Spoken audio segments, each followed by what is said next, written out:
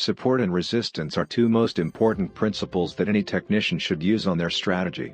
An explanation of these two concepts will help us understand how price action works. A support zone represents a concentration of demand, and a resistance zone represents a concentration of supply. If buyers are more enthusiastic than sellers, they will continually increase their bids until their purchasing demands have been satisfied. Differently, if sellers are the more anxious, then they will be willing to liquidate at lower prices and the general price level will fall. If have difficulty understanding, think of support as a temporary floor for prices and resistance as a ceiling.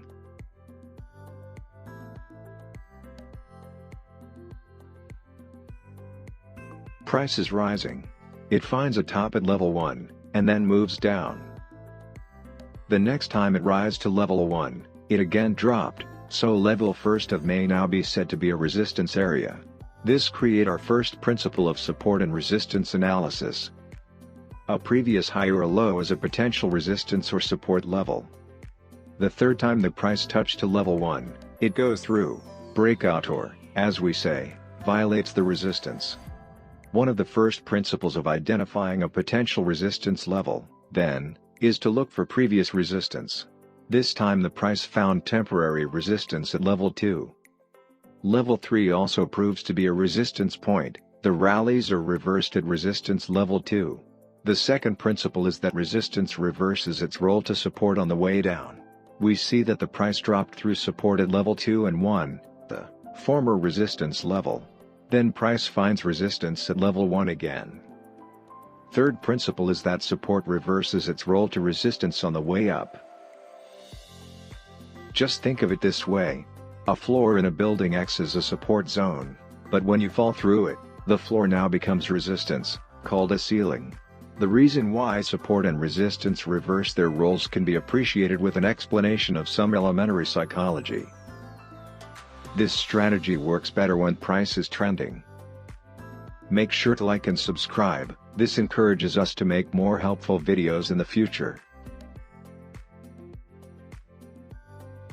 This example is New Zealand dollar Swiss francs daily time frame. This strategy works for all time frames.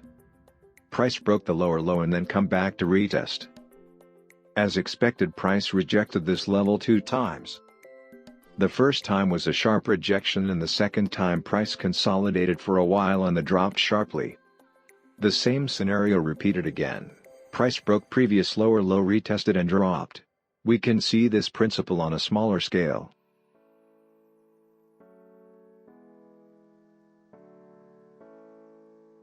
This time price pulled back near previous lower low but didn't touch it.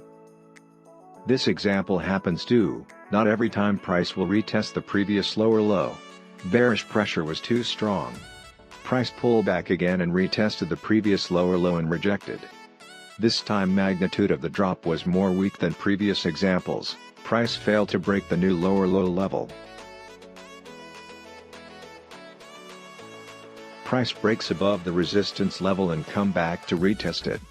Perfect example how resistance becomes a support.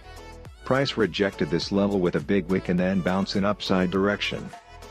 I use this principle on all my analysis, is very essential.